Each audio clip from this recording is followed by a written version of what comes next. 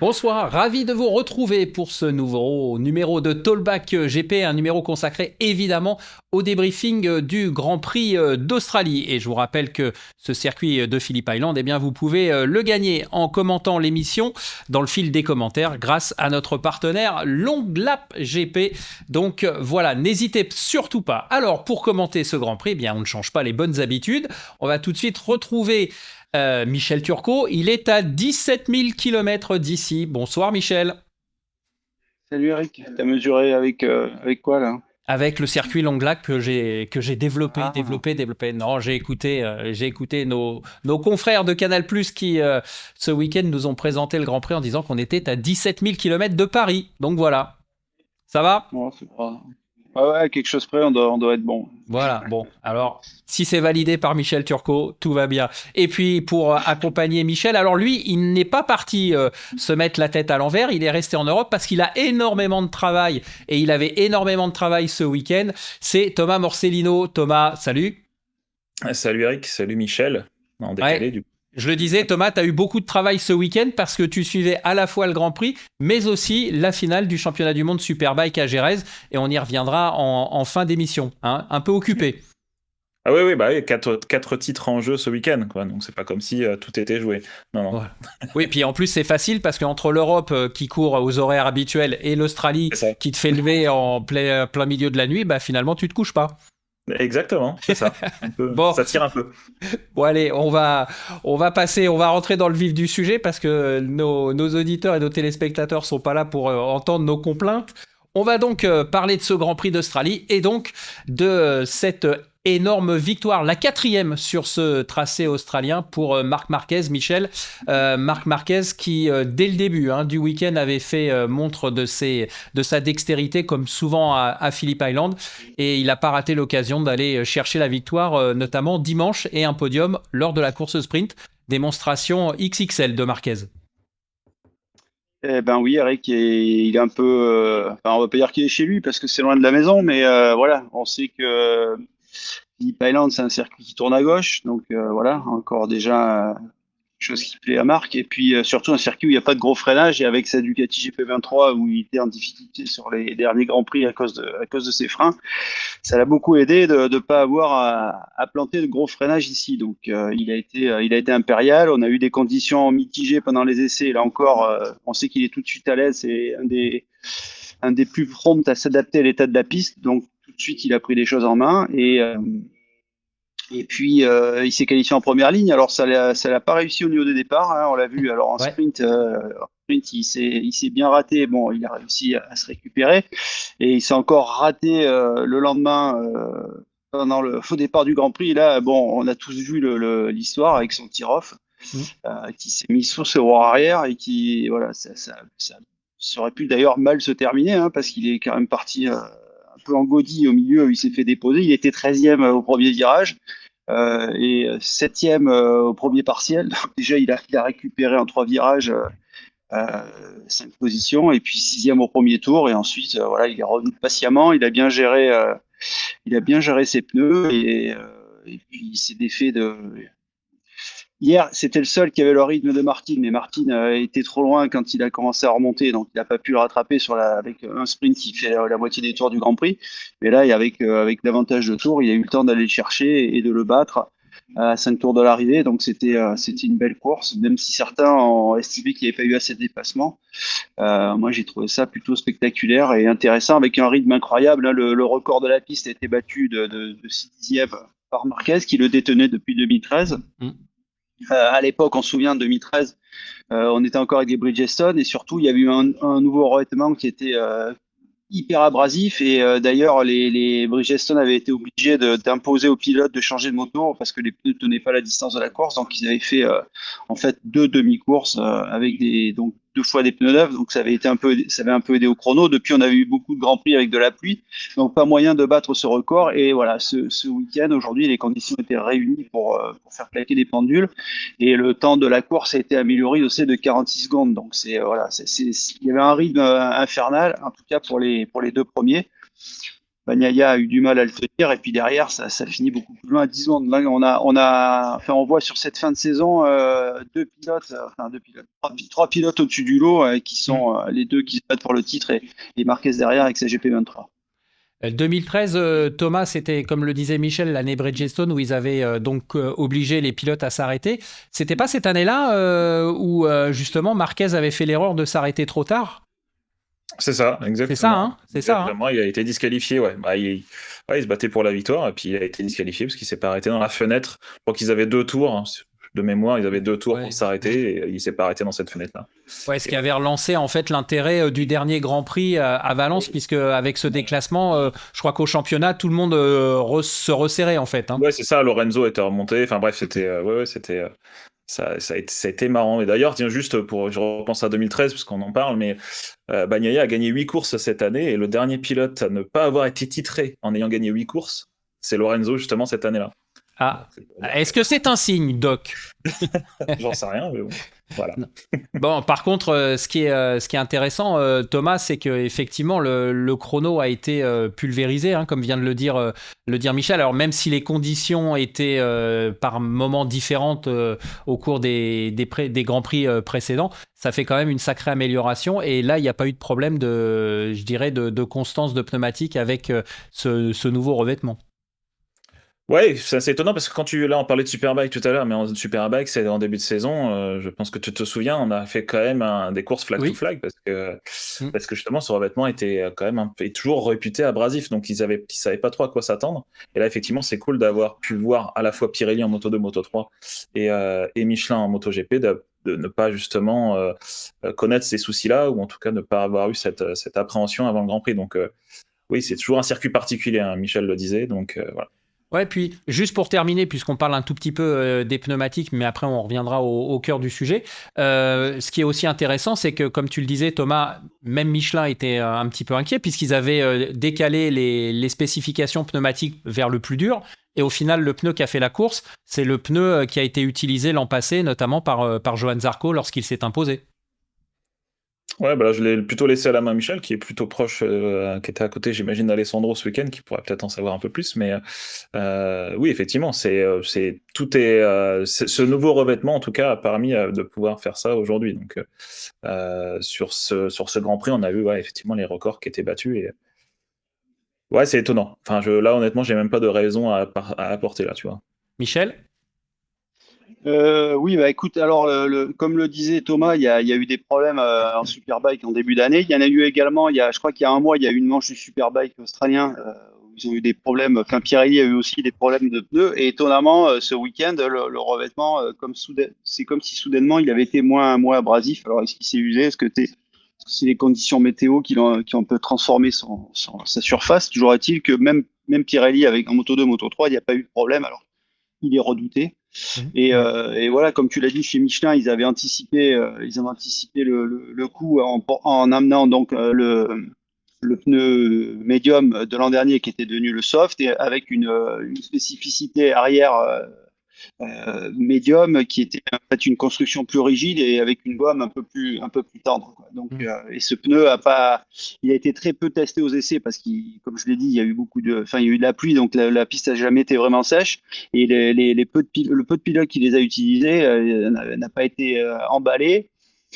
Et donc, le fait est que vendredi, chez Michelin, on redoutait de devoir interdire l'utilisation du pneu soft. Et puis finalement, il a fait non seulement le sprint, et il a fait également le Grand Prix du dimanche. Donc voilà, tout le monde avait la même montre d'ailleurs dimanche, hard à l'avant et soft à l'arrière. Donc il n'y a pas eu, voilà, ça s'est bien passé. Et malgré tout, les chronos sont tombés, comme on l'a dit. Ouais, donc pour revenir à ce qui nous concerne et la course proprement dite, c'est vrai que Marquez il a mis du temps à se remettre de son tir-off, mais ensuite c'est vrai que et Marquez et Martin ont eu des chronos absolument époustouflants, parce qu'en fin de course ils sont tous les deux en 28, on n'avait jamais vu ça. Et comme tu l'as souligné, c'est surtout le gap à l'arrivée. Alors on reviendra après sur les scénarios scénario avec Martin et Bagnaia par rapport au championnat. Mais ce qui est impressionnant quand tous les trois sont en tête, et tu l'as évoqué rapidement, Michel, c'est la différence qu'ils ont creusée avec le reste du plateau. Parce qu'à un moment, il y avait plus de 8 secondes d'écart. Ah ben, Bagnaia il finit à 10 secondes et Di Gianantonio qui est quatrième, il termine à 13 secondes, à 12 secondes 9. Donc voilà, Bastiani derrière, il a 13 secondes aussi. Enfin derrière, voilà, ils étaient clairement au-dessus du lot, les deux pilotes là. Juste un petit truc, je reviens un peu en arrière, Eric, pour donner des infos sur cette histoire de tir-off et expliquer pourquoi. Comment ça s'est fait. C'est normalement il y a pas de règle, mais il y a un accord un peu tacite entre les pilotes. C'est on ne jette pas un tir-off sur la grille de départ pour éviter justement ce qui s'est produit là. Le problème, c'est que, comme expliqué Marc, c'est que quand il a enclenché son start device, il y a un gros insecte qui s'est collé sur sa visière et il s'est dit, il faut que je l'enlève parce que il ne pouvait pas prendre le départ avec un truc au milieu de sa vision. Et donc, il a enlevé son tir-off et il l'a jeté du côté droit, c'est-à-dire il a jeté au vent. Et le vent donc l'a collé sous sa moto. Bon, c'est vrai qu'il y a eu un concours de circonstances malheureux, mais on se souvient que des histoires de tir-off, d'ailleurs, on peut se poser la question, déjà, pourquoi on jette des morceaux de plastique dans la nature? Ça, c'est un peu... Pour moi, ça pose un peu problème. Et ensuite, on se souvient que à Misano, je crois, Bagnaia est tombé sur un tir-off et Miller s'est retrouvé avec un tir-off dans son entrée d'air dans le carénage qui a dû s'arrêter. Donc, voilà, c'est peut-être un truc qu'il faudrait quand même un peu légiférer. Est-ce que c'est indispensable? Je pense que c'est un peu archaïque ce système de tir-off. Il y aurait peut-être, faudrait demander à nos amis les fabricants de casques s'il n'y aurait pas moyen de trouver d'autres solutions pour pouvoir nettoyer une visière en course ou. Il y a peut-être une solution qui existe, mais qu'il faudrait adapter à la compétition vitesse. C'est ce qu'on appelle les roll-off en motocross. Tu sais, ils ont une bobine d'un côté et en fait, ils tirent et c'est le film qui défile. Et là, ils le gardent, ils le jettent pas. Et voilà. Moi, ce qui me dérange le plus, et tu as raison quand même, Michel, de souligner ça, c'est quand on voit les pilotes sortir des stands, arracher leur tir-off dans la voie des stands et le jeter dans la voie des stands. Ils ont fait 30 mètres. Là, je pense que là, effectivement, oui, il y a des choses peut-être à revoir, mais bon, ça c'est un autre débat. Mais c'est vrai que des fois, il y a un petit peu d'abus, et c'est surtout, je sais pas, Thomas, tu suis aussi un petit peu le championnat de France Superbike, et c'est vrai que ce qu'on voit à la télé, on le retrouve des fois dans les jeunes catégories. On voit des gamins qui ont des tir-off et qui s'amusent à les balancer dans la voie des stands. C'est un peu too much, mais bon, là, on sort du cadre du Grand Prix. Enfin, je sais pas ce que t'en penses, Thomas, mais. C'est comme dit Michel, effectivement, à un moment donné, il faudra dire que déjà, on retire pas un tir-off en sortant de la voie des stands. Tu l'enlèves dans ton box et tu mets ça à la poubelle. Déjà, rien que ça, si tu veux, ça me fait je pense que ça fait partie des bases. Là, on voit beaucoup de pilotes sortir et retirer leur tir-off et le jeter sur la voie des stands. Bon. Je vois pas trop l'intérêt. Donc après, effectivement, sur la grille de départ, comme Michel le disait, il y a un peu cet accord tacite. Mais après, c'est vrai que tu peux pas empêcher, tant qu'il n'y a pas de règlement, de retirer un tir-off. Je veux dire, c'est... Voilà. Bon, après, heureusement, il s'en est bien sorti parce qu'effectivement, comme tu l'as dit, Michel, Marquez, il n'est pas passé loin de la correctionnelle. Non seulement, ça lui fait rater son départ, mais il aurait pu effectivement se faire percuter ou en tout cas bousculer, et ça aurait pu avoir effectivement des conséquences un petit peu plus dramatiques par rapport à ses places perdues. En attendant, il a quand même fait une démonstration, et on n'oublie pas de rappeler que, alors, c'est peut-être aussi la configuration du circuit de Phillip Island, comme tu l'as aussi évoqué. Il était avec la 2023 et Martin la 2024, Bagnaia la 2024. Et derrière, il y a quand même du monde qui est un peu distancé avec des machines plus puissantes que Marquez. Hein. Ah oui, non, mais là, clairement, il était au-dessus du lot. Voilà, je pense qu'il est en train de retrouver... son niveau d'avant sa blessure en 2020. Donc, il redevient l'ogre du MotoGP. Et j'avoue, je pense que Daligna, déjà, je pense que ça le conforte dans son choix. Et Bagnaia, je pense que ça a commencé un peu à l'inquiéter parce que quand on voit la vitesse à laquelle il s'est adapté à cette moto, à son nouvel environnement et ce qu'il en fait aujourd'hui par rapport à des pilotes qui l'an dernier brillaient, Bezzecchi, il a gagné des courses. Bastianini avec la 24, voilà. C'est franchement impressionnant ce qu'il fait en ce moment, quoi. Et justement, par rapport à ça, Thomas, on a vu quand même aussi sur les images que Dalinja, il masquait un petit peu. Je pense qu'il doit se rendre compte que ça va peut-être pas forcément être simple la saison prochaine à gérer. De toute façon, je pense je pense que Dalinja, il est loin d'être idiot, donc il sait très bien voilà, le choix qu'il a fait, il en est conscient.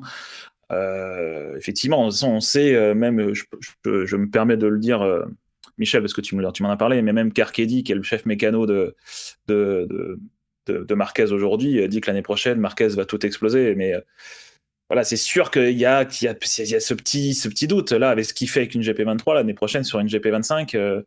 Avec les dernières pièces, toutes les dernières évolutions, c'est sûr qu'on peut imaginer qu'il fasse quelque chose de fort. Mais bon, après, faudra voir après l'ambiance qu'il y a dans le box, savoir si Bagnaia mentalement arrive à tenir aussi, de vivre un peu pas dans l'ombre, je dirais, mais je vais dire de se faire un peu surclasser par son coéquipier. On verra. Je veux dire, pour l'instant, même quand j'ai posé la question à Tardosi, de toute façon, on finit la saison, on verra l'année prochaine. Pour l'instant, on n'y est pas encore. Alors justement, par rapport à ça, déjà, il faudra voir ce que donne la GP25. Et on a aussi appris, juste avant le Grand Prix d'Australie, qu'il y avait le gel des moteurs pour 2026. Comment on a réagi justement chez Ducati, Michel? Bah, ça pose pas de problème. De toute façon, ils ont 2 temps d'avance. Donc après, voilà, ça va leur permettre aussi de se concentrer sur le nouveau moteur à 850 cm3. Je pense que voilà, c'est une décision qui est logique et admise et qui arrange, qui pose pas de problème à Dalinja en tout cas. De toute façon, il y a un vote, je veux dire, dans ce genre de décision. Donc il y a aussi, tout le monde est consulté. Donc s'il y avait eu un problème, ça n'aurait pas été voté. Ouais. Ouais, puis je pense que tout le monde, comme tu l'as un peu évoqué, Michel, je pense que ça arrange aussi tout le monde que les moteurs soient gelés en 2026 pour justement faire le saut plus facilement sur 2027. Je pense que c'est aussi un peu la raison de ce gel, non? Oui, bah oui, c'est une question de coût, voilà. Bien sûr. Ouais.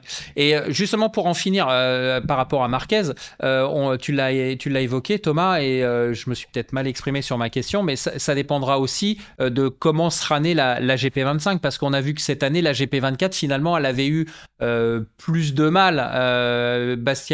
Bagnaia a trouvé un petit peu le mode d'emploi au bout de quelques grands prix. On a vu par exemple que Bezzecchi sur la 2023 alors qu'il était performant sur la 2022 avait eu du mal à s'acclimater. Cette 2025, ça peut être aussi peut-être la clé de l'explication entre Bagnaia et Marquez, celui qui sera le plus à même de la faire fonctionner le plus rapidement. Je suis pas d'accord pour cette année. Après, vas-y Michel, si tu veux prendre la main. Non mais vas-y, développe. Sur les dernières saisons, c'était effectivement le cas d'un passage d'une version à une autre. C'était plus compliqué, les adaptations. On se souvient qu'il y avait des moteurs plus brutaux, moins brutaux. Le choix des pilotes c'est fait en début de saison, ça a été plus compliqué. Là, cette année, j'ai l'impression, et même je pense ne pas me tromper, qu'au test de Sepang, Bagnaia disait que la GP24, c'était une évolution et pas une révolution de la GP23. Effectivement, la GP24 fonctionne mieux aussi avec le nouveau pneu, comme me disait Michel. Après, voilà, effectivement, la GP25, il faudra voir ce que ça va donner. Mais si ça suit la même logique que cette année, je ne pense pas qu'il y ait le temps d'adaptation qu'on a eu sur les dernières années entre GP22 et GP23. Et voilà. Tu penses qu'on va poursuivre plus dans le côté, et je vais donner la parole après à Michel sur ce point, plus le côté, comme tu viens de le dire, évolution que révolution entre 24 et 25? De toute façon, là, de toute façon, tu le disais tout à l'heure, il y a le règlement aussi, donc à un moment donné, soit ils vont s'arrêter ils vont pas faire une révolution, ou alors c'est en pensant déjà à 2027. Enfin, voilà, je pense qu'il y a plein de questions qui sont en train de se poser. Là, pour l'instant, c'est difficile de voir. On verra. La GP25, de toute façon, c'est sûr qu'elle roule déjà avec Pirot. Ça, je pense qu'elle est déjà bien prête. Donc voilà. Michel. Elle a roulé à Misano avec Bagnaia à la GP25 et il était hyper enthousiaste. C'est en fait la grosse différence, ça va être au niveau du châssis. Et voilà, comme il a dit, il aurait bien aimé disposer de ce châssis pour la fin de saison, mais voilà, pour que tout le monde reste à armes égales, ce châssis n'a pas été introduit. Mais voilà, après, encore une fois, il reste 2 ans avec des 1000. On va pas tout chambouler aujourd'hui, sachant qu'en plus en 2026, ça sera la même auto qu'en 2025. D'autant que Ducati a quand même 2 temps d'avance sur la concurrence. Donc voilà, il va y avoir des petites évolutions pour peaufiner cette moto et qui semble être positive à écouter Bagnaia après son test de Misano. Mais Après, comme l'a rappelé Thomas, la grosse diff cette année, ça a été quand même l'adaptation à au nouveau pneu arrière Michelin, avec cette nouvelle fabrication qui fait qu'on a eu un pneu qui a offert vachement de grip, mais qui a créé des problèmes de vibration que Ducati a été le plus apte à régler. Et puis voilà, qui a un peu déséquilibré les motos en mettant plus de contraintes sur l'avant. Et c'est encore une fois chez Ducati où on a trouvé des solutions pour résoudre ces problèmes, plus que chez Aprilia ou KTM. Donc voilà, je pense qu'il ne faut pas attendre la GP25, ça va être une GP24 en mieux. Et Exactement. je pense que c'est pour ça aussi que Marquez risque d'avoir un coup de boost encore avec cette moto, quoi. Ok. Alors justement, moi ce que je vous propose, messieurs, j'allais dire on va passer à Martin et à Bagnaia, mais j'ai presque envie qu'on en parle en même temps de ces deux garçons parce que bon, ils ont subi la domination de Marquez, ça c'est clair sur ce week-end australien, mais ils sont quand même concentré dans la gestion à différents niveaux. On a vu que Bagnaia avait tenté un petit peu de résister à Marquez, puis finalement après il s'est ravisé et il est resté derrière. Martin, c'est pareil, et je crois que on a vu tout de suite un panneau de son équipe où on lui mettait tout de suite l'écart avec Bagnaia une fois que Marquez était passé devant, de façon de lui faire comprendre que ça servait à rien qu'il essaye d'aller chercher la victoire et qu'il était en avance sur Bagnaia. En gros, on est dans le match sans être dans le match pour Bagnaia et Martin quand il y a Marquez qui vient s'installer dans le jeu où globalement on cherche quand même à gagner. Michel. Je suis pas d'accord avec ton analyse dans le sens où Martin a quand même fait la pole et gagné le sprint. Il termine deuxième, donc je veux dire, il n'a pas subi. Marquez a fait un Grand Prix exceptionnel, mais Martin a fait un très très bon Grand Prix d'Australie. Il a repris 10 points, il a encore augmenté de 10 points son avance sur Bagnaia, donc il a doublé son avance sur Bagnaia en repartant d'Australie, parce qu'il avait 10 points d'avance, il en a 20. Donc pour moi, voilà, après il a été assez intelligent. Marquez, il était prêt à tout pour gagner. Il joue la 3e place au championnat avec Bastiani, mais surtout il avait envie de gagner. C'est sa 3e victoire de la saison. Les 2 premières, il avait profité un peu des conditions de la pluie à Aragon qui avait un peu perturbé le grip de la piste. Misano, quand il a fait 3 gouttes, les autres étaient tétanisés. Lui, il est passé devant. Donc là, c'est sa première victoire où on va dire dans des à conditions. La régulière, tu veux dire Oui, quelque part à la régulière, même si, voilà, tu comprenez ce que je veux dire. Donc voilà, il voulait gagner. Il était prêt à tout. Quand on voit bien d'ailleurs quand il passe, parce qu'il passe une première fois Martin, qui reprend l'avantage, et bon, la fois d'après. Quand il passe dans le virage 4, parce qu'il n'y a pas 50 endroits non plus pour doubler au freinage à Philippe Island, quand il repasse, il pousse un peu à l'extérieur. On a vu le dépassement en moto 2 d'Aldeguer sur Canet, donc il s'est dit on va éviter d'aller au tapis et de perdre 20 points. Voilà, effectivement, ça écoute. Il aurait pu avoir 5 points de plus. Mais bon, encore une fois, il reste 3 courses. Là, il faut quand même. Aujourd'hui, l'erreur, il faut plus faire d'erreur, quoi. Il faut plus faire d'erreur. Donc, il sait que on va arriver sur des grands prix où l'an dernier, je crois qu'il a gagné en Thaïlande, Martin, mais on sait que c'est des grands. Il va y avoir Sepang où Bagnaia est très fort, donc s'il arrive à bien gérer les 2 grands prix qui arrivent et il y aura cette finale à Valence, faut qu'il arrive avec les clés en main. Martin. Je pense Martin, c'est son objectif. Donc voilà, aujourd'hui, il faut commencer un peu gamberger, quoi. Thomas, tu considères que c'est plus ça? Moi, en fait, pour aller au bout des choses, moi j'ai l'impression que Martin et Bagnaia, même si Martin a donné un petit peu plus de fil à retordre à Marquez, ils le calculent pas entre guillemets, et eux ce qu'ils regardent, c'est leurs points respectifs. Et là, effectivement, Martin, il avait tout intérêt à lâcher prise. Je dis pas que Marquez gagne parce que les 2 autres l'ont laissé gagner, hein, entendons-nous bien. Mais arrivé à un moment, quand ça devient trop chaud, il faut garder raison, non? Ouais, oui, bien sûr. De toute façon, là, c'est de la logique. Là, clairement, il fallait pas que Martin s'obstine à aller chercher Marquez dans le dernier tour, dans les 2 derniers tours. C'était pas d'intérêt.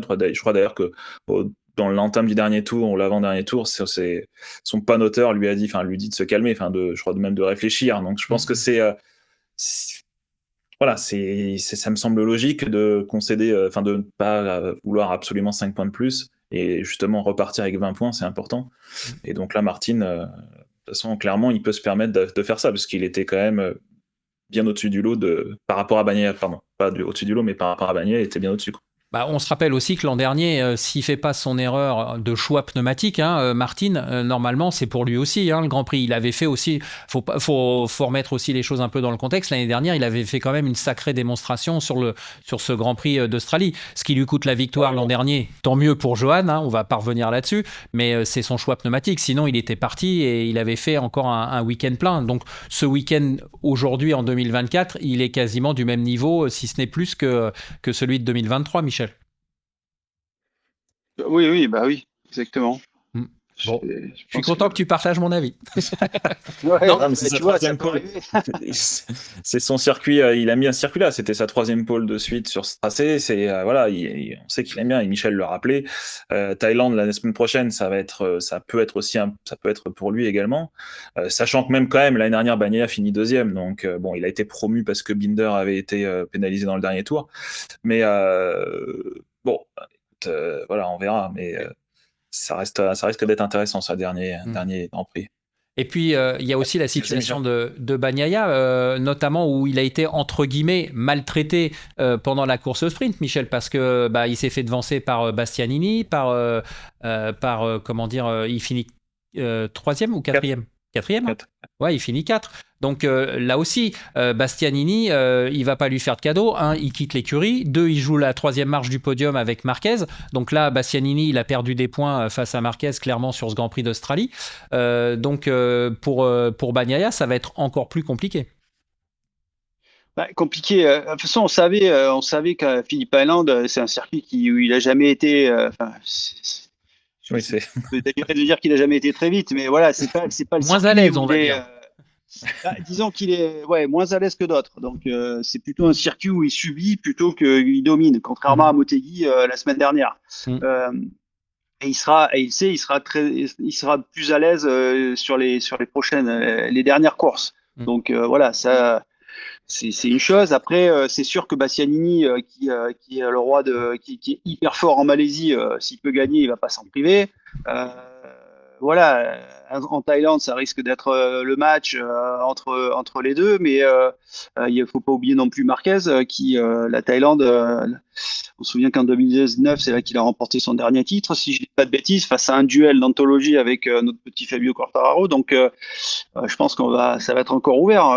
Chacun joue sa carte. Aujourd'hui, Bastianini et Marquez, ils jouent la 3e marche du podium. Voilà, il faut pas attendre de consigne d'équipe comme certains pourraient s'imaginer, quoi. Puis Marquez, là, on arrive aussi. Valence, c'est un circuit qui tourne aussi à gauche. Donc, Et rappeler aussi que ce dernier Grand Prix risque d'être pour, en tout cas, profiter à Marquez, quoi. Pour en revenir à Bagnaia, est-ce que vous ne pensez pas aussi que le fait que vendredi, on ait eu des conditions quand même climatiques assez dantesques, puisque la première séance a été tout simplement annulée, lui qui construit son week-end toujours de façon très progressive, est-ce que ça peut aussi, entre guillemets, expliquer une partie, non pas de sa contre-performance, mais du fait qu'il ait été moins rapide que les deux autres?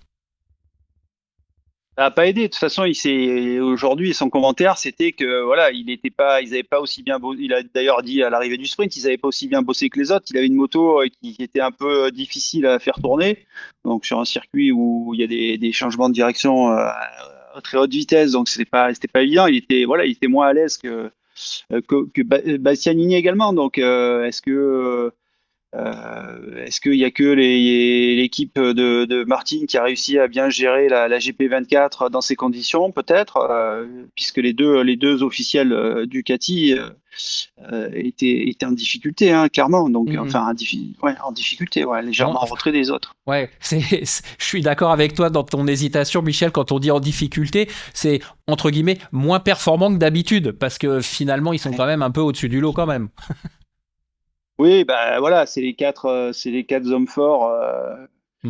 Bastianini de manière un peu moins régulière. Après, Bagnaia, n'oublions pas qu'il a quand même gagné 7 Grands Prix et que Martin n'en a gagné que 3. Ça, il faut quand même le rappeler régulièrement. C'est vrai que d'un week-end à l'autre, on se dit... ça fait 8, non 8 et 4 maintenant, non? C'est ça, non 8. À 8 et 3. 8 et 3. 8 et 3, oui, pardon. Oui, ok. Oui, donc c'est forcément, ça fait la différence. Après, voilà, donc moi j'ai l'impression que cette année, en tout cas, ça semble aller plus dans le sens de Martin par rapport à ce qu'on vient de dire, c'est-à-dire les éléments périphériques autour de Bagnaia font que j'ai l'impression que pour Martin, ça sera peut-être plus facile, non Thomas, est-ce que tu serais éventuellement... ou Vas-y, Thomas, non mais vas-y Thomas, et puis après on va vers Michel. On en a déjà abordé ce sujet-là sur les dernières émissions. Je pense que Martin aujourd'hui a eu de la maturité, comme on a dit la dernière fois, et qu'il est régulier à la fois en sprint comme en course. L'année dernière, il y avait vraiment ce distinguo entre vraiment sprint et course, où il y avait un spécialiste dans l'une des deux disciplines. Là, il est régulier dans toutes les courses. Je pense qu'il a manqué le podium de très peu de courses cette saison, d'une façon générale, sprint ou course du dimanche. Donc c'est ça qui joue en sa faveur aujourd'hui. Donc après peut-être qu'il se sent aussi libéré avec quelque chose à montrer en disant maintenant je peux être champion du monde et merci Ducati. Ça peut être ça aussi, cette envie de montrer qui méritait cette place dans le giron officiel. Donc voilà, moi je le vois comme ça. Je pense que c'est une maturité couplée à effectivement une meilleure régularité. Michel? Déjà, il n'est pas du tout dans la même position, puisque là, il est leader, il était chasseur l'an dernier. Donc, oui, parce qu'il y avait après, d'erreurs. Voilà, ouais, donc il n'est pas encore une fois, voilà, mentalement, il n'est pas dans la même situation. Après, je pense qu'il a énormément travaillé sur le plan mental, justement, pour, comme il a expliqué, pour profiter du moment, arrêter de se mettre la pression de vouloir gagner, d'être devant tout le temps. Donc il prend les journées comme elles les unes après les autres. Il essaie d'apprécier chaque instant qu'il passe avec son équipe, avec sa moto, sans réfléchir ou sans penser au titre ou à autre chose. Voilà, il essaie de donner le meilleur de lui-même. Voilà, il a fait un gros boulot mental. Il a mûri, comme l'a dit Thomas, et voilà, c'est ce qui porte ses fruits aujourd'hui. Maintenant, il a aussi fait des erreurs.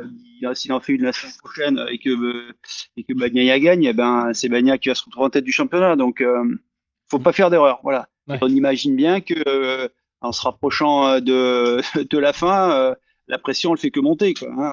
On se dit il faut pas que je me mette par terre. Voilà, il faut vivre avec ça, quoi. Et puis bon, on imagine bien, voilà, il y a la pression, elle est tout autour pour les équipes aussi. Donc qui plus est, l'ambiance, autant dire que les relations entre Pramac et Ducati, elles sont pas très bonnes, évidemment. Donc voilà, et c'est aussi tout un contexte qui peut donner lieu à des erreurs. Mais bon, c'est vrai que Martin impressionne de par sa zénitude, je vais dire. Ok.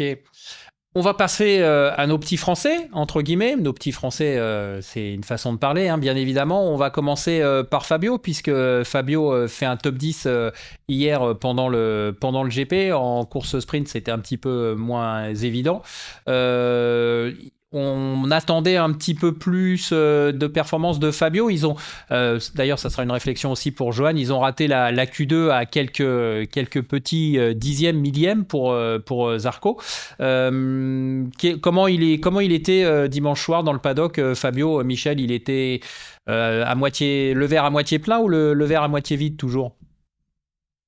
Je vais dire plutôt à moitié plein, dans le sens où il s'est fait plaisir parce qu'il il s'est battu avec Miller, il a doublé, il s'est battu avec Raúl Fernandez, donc il a repris du plaisir en doublant sur la fin de course. Ce qu'il a pénalisé, outre le fait qu'il était loin sur la grille, c'est que il a encore mis beaucoup de temps. Enfin, la moto, elle manque de grip, donc elle est lourde, difficile à emmener, à faire tourner, et en plus ils ont eu beaucoup de mal à mettre les pneus en chauffe. Donc le début de course a été laborieux, difficile, et voilà, il s'est fait plaisir sur la fin, mais voilà, pour se faire une place dans le top 10 et pas espérer ce qu'il a dit, c'est que avec un meilleur début de course, il y a un top 6 était peut-être envisageable. Donc voilà, c'est toujours un peu la même rengaine chez Yamaha. Hein. Il était plus satisfait de cette 10e place que de la 7e l'autre fois, où on lui disait que c'était quand même son meilleur résultat de l'année. Par rapport au plaisir justement retrouvé en course, tu penses? pas, c'est un peu, on est un peu dans des schémas un peu similaires, hein. Ouais. Et voilà, je pense que il doit attendre de voir cette nouvelle moto Mm. et ce nouveau V4 qui est jusqu'en chantier d'ailleurs, hein, Mm. qui est en test aujourd'hui, mais Il y a voilà, des chances il de le aura pas voir l'année justement. prochaine. Il y a des chances de le voir ce V4 l'an prochain, à votre avis? D'après Jarvis, absolument pas. Donc, enfin, oui, de le voir, oui, mais pas encore. La moto, elle est prête, hein, elle va rouler là. Peut-être qu'elle roule déjà au Japon, mais quoi qu'il en soit, elle sera pas alignée au premier Grand Prix l'année prochaine. Donc, d'après Jarvis, elle sera là en 2026. Donc, d'ailleurs, c'est ça que j'y tiens un truc qui m'échappe, c'est au niveau du gel des moteurs. Donc, je pense que les Japonais sont pas concernés puisqu'ils prévoient d'aligner un V4 en 2026 si le gel des moteurs est effectif entre Non, 25 et justement, 26. non, il y a eu deux. Je sais pas si tu as vu, c'est pour ça que je dis, il y a eu deux communiqués un peu différents. Il y a eu la FIM qui a fait un communiqué en disant qu'il y avait le gel des moteurs jusqu'en 2026, enfin en 2026, pardon, et après la Dorna qui a refait un communiqué, enfin le même, en disant que ça concernait pas les constructeurs de randé. Donc, Voilà. Par rapport aux concessions, en fait, c'est ça? ouais, c'est ça, par rapport Ouais. aux concessions. Donc après, voilà. Donc là, aujourd'hui, les concessions de randé, c'est Yamaha et Honda. Donc, Hmm. Alors justement, est-ce qu'on a, Thomas, toi qui es un peu plus sur les chiffres, etc., est-ce on a recalculé un petit peu les évaluations de chacun? Bon, Ducati évidemment reste devant, mais par rapport aux résultats, par rapport aux points marqués, etc., est-ce que Honda et Yamaha vont progresser dans cette évaluation des différents rangs ou ils vont rester à leur même place? alors là, tu me poses une colle, parce que c'est vrai que le tableau des concessions, là, je le connais pas par cœur, donc je sais plus les conditions qu'il faut réunir. Je crois que c'est à la mi-saison qu'ils font ce calcul-là, et bah, de toute façon, je crois qu'il faut faire des podiums ou des victoires déjà pour changer Ouais, d'accord. de Ouais. rang. Ok, Aujourd'hui, oui. Donc, pour l'instant, si quelqu'un c'est pas pour tout de suite. Ouais, c'est pas pour mais tout quand de on a suite. regardé les conditions, voilà, savoir combien il fallait de podiums pour changer de rang, tout ça. Hmm. Là, aujourd'hui, je pense qu'ils n'ont pas du tout Ouais. rempli les critères pour pouvoir changer de rang. Et donc, ils restent en concession D, en tout cas, sur la première partie de la saison prochaine. En tout cas, c'est comme ça que je le vois. Il faudra regarder le règlement. Et puis après, ce sera réévalué normalement à la mi-saison. Enfin, je ne sais plus précisément les dates, mais c'est comme ça. Ouais, c'est un peu complexe leur histoire Bah, d'évaluation. ouais, c'est plus complexe, mais au moins c'est plus rapide dans le sens où en fait c'était ça le problème qu'il y avait avec l'ancien système des concessions, c'était que c'était sur 2 années un peu glissantes. Mhm. Donc si tu veux, tu avais des constructeurs qui bah, voilà, changeaient de rang alors que c'était compliqué. Donc il y avait une espèce de latence qui faisait que c'était difficile de changer de statut, quoi. Ok, bon, en tout cas, les beaux jours sont pas pour tout de suite. Tout de suite, il y aura peut-être des améliorations et on lui souhaite à Fabio Quartararo. Pareil pour Johan Zarco. Ouais. Juste un truc, mine de rien, parce que même si on dit que la Yamaha est en difficulté cette année, ça reste quand même son meilleur résultat à Fabio, à Phillip Island, Oui. depuis qu'il est en MotoGP. Donc, Bon, après, c'est vrai que les années où il était devant, je crois qu'il a souvent chuté à Phillip Island, hein. Ça n'a pas été son circuit le plus en réussite, hein. Ouais, c'est ça, ouais, effectivement. Bah, déjà en 2022, je crois qu'il perd il perd le lead du championnat ici face à Bagnaia. Et en 2019, je crois qu'il se fait percuter par Petrucci de mémoire sur le premier virage, le deuxième virage du circuit. Ouais, il était tombé à l'extérieur là. Ouais, c'est ça, exactement. Ouais. Mais là, ouais, du coup, ouais, ça reste son meilleur résultat. Il fait 9e, meilleur résultat, Phillip Island en MotoGP. On va passer à Johan Zarco. Johan, c'est pareil, hein, il avait fait une très bonne entame de week-end, hein, parce qu'il avait été tout le temps régulièrement dans le top 5. On en attendait presque trop par rapport au qualif. Et finalement, il rate la Q2 pour quelques dixièmes. Est-ce que c'est ça qui ensuite eh bien, est la conséquence de son week-end peut-être pas aussi performant qu'il l'aurait espéré? Michel, tu as pu discuter avec lui dimanche soir? Ouais, bah après ça se joue à pas grand-chose, hein, ce passage en Q2 parce que comme tu l'as dit, le premier jour il a toujours été devant parce que voilà, on sait que comme Marquez ou Miller, Johan est plutôt à l'aise quand on a une piste un peu grasse et piégeuse. Donc après il fait une erreur pour le passage en Q2, il prend pas la bonne roue au bon moment et après il y a des drapeaux jaunes et il se fait avoir. Donc ça aurait pu le faire, mais ça l'a pas fait. Donc après, on part de loin et c'est toujours un peu la même histoire. Mais bon, il s'est bien battu et il termine premier pilote Honda et et comme il le dit, voilà, il y a des progrès. On l'a vu, même Marini l'a aussi dit et confirmé. Donc la moto progresse. Les progrès de Misano se confirmaient à Motegi puis à Phillip Island sur des circuits qui sont très différents. Donc ça c'est plutôt bon signe, quoi. Voilà, ça bosse, ça progresse. On verra aussi ce que va amener Albesiano cet hiver. Donc voilà, il est plutôt positif, Johan. Et juste une question, Michel, comme tu étais sur place, pour être très franc, on l'a entendu lors des interviews de Canal parler de 2027 justement. On l'a évoqué, enfin je l'avais évoqué dans une émission précédente sur son contrat de 2 ans plus une année optionnelle. Quand on l'entend parler de 2027, on a vraiment l'impression qu'il se projette au-delà de son contrat actuel.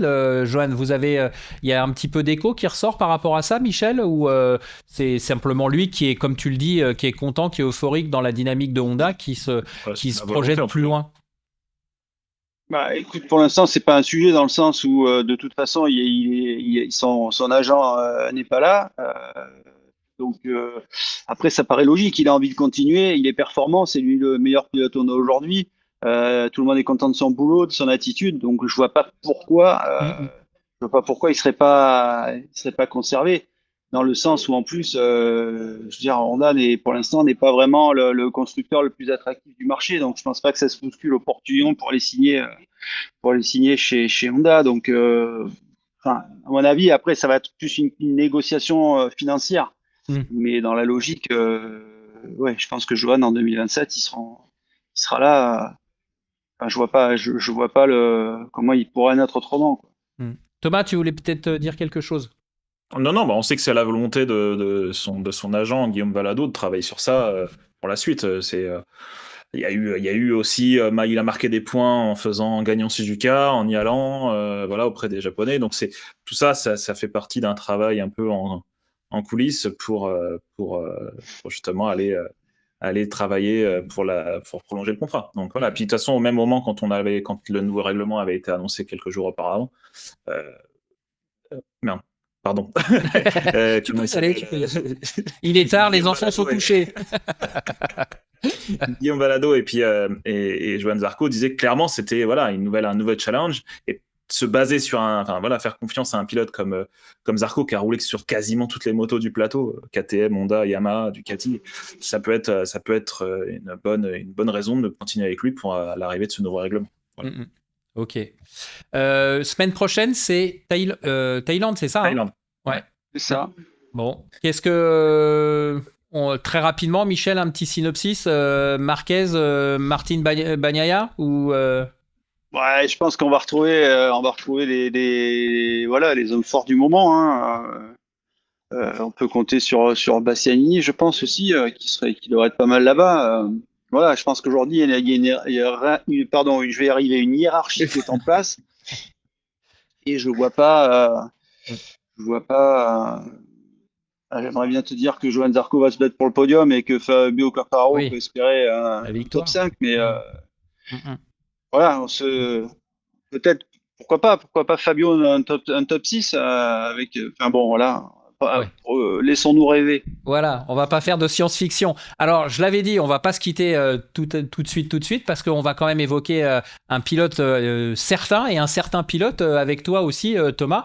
On l'a aussi un petit peu entendu son nom résonner du MotoGP, mais visiblement, ça sera pas pour tout de suite. Pourtant, il a fait ce qu'il fallait. Toprak Razgatlioglu est donc champion du monde Superbike. C'est son 2e titre, hein, Thomas, mais c'est surtout dès la première année avec BMW et c'est le premier titre pour BMW.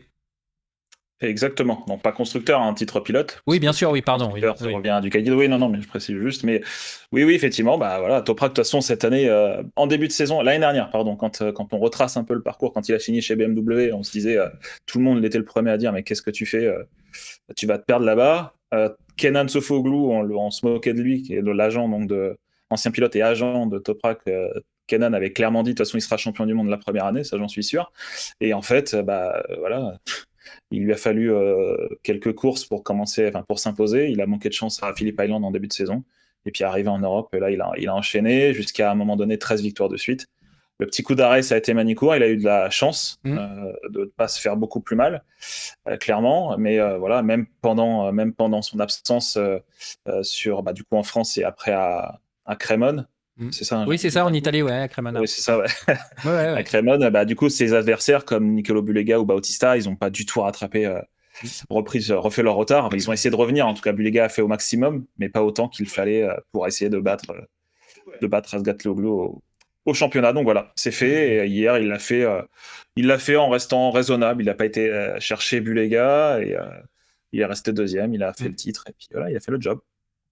Est-ce que tu penses que justement, parce qu'il y avait eu quand même un peu de dissonance dans sa communication, notamment de la part de Kenan Sofuoglu, en disant que le MotoGP, donc là on a vu que la grille 2025 était complète, il va falloir qu'il ronge son frein une année de plus, parce que maintenant il est clairement axé vers le MotoGP, ça va être ça son prochain objectif. Ouais, écoute, après, je sais pas. Là, honnêtement, c'est compliqué parce qu'on parlait encore du nouveau règlement. Déjà, si on parle des contrats actuels, s'il va aller dans une usine, la plupart des usines, elles ont signé pour 2 ans pour la plupart des pilotes. Ensuite, ce sera forcément dans une équipe indépendante, qui ont signé plutôt 1 an, voire 1 an avec option. Enfin bref, voilà. Et ensuite, nouveau règlement. Donc après, est-ce que s'il veut accompagner, si jamais il y a la volonté de BMW d'aller en MotoGP, est-ce que s'il veut accompagner BMW, ce sera pas demain non plus. Donc, je sais pas. Honnêtement, en termes de négociation, je sais pas.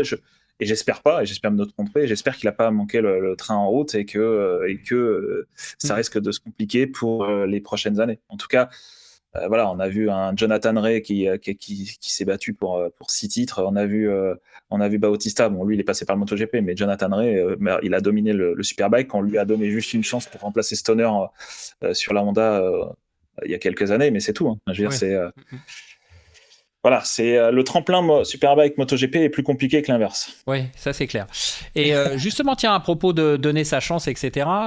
Michel, toi qui es en Australie et qui a peut-être les dernières infos, on sait que Di Gianantonio, en dépit de sa belle fin de course là au GP, il va se faire opérer de l'épaule après la Thaïlande, si je dis pas de bêtises. Et il y a 2 noms qui reviennent avec insistance. Alors Thomas aussi, tu pourras confirmer ou pas. Iannone et Bulega. Qu'est-ce que tu as entendu, toi, Michel ?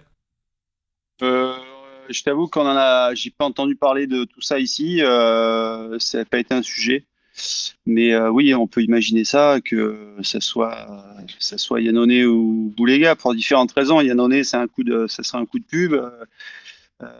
Bulega, une récompense. Donc voilà, Après, pour revenir brièvement sur votre discussion autour de Toprak, c'est vrai qu'on peut. Moi, je pense que s'il arrive en MotoGP, ça sera avec BMW. Ça me paraît assez logique, même si ça le contraint à faire 2 ans de plus en Superbike, mais peut-être qu'il y aura un programme de développement parallèle qui peut l'intéresser, le préparer aussi. Après, la question, c'est comment BMW va arriver en MotoGP. Parce qu'il faut qu'il passe au travers d'une équipe satellite. Donc là, aujourd'hui, les discussions, c'est savoir quelle équipe. Alors, il y a des rumeurs qui ont déjà laissé entendre que ça serait Lucio Cecchinello et qu'il y aurait donc Zarco dans le programme. Bon, ça fait rire tout le monde ici.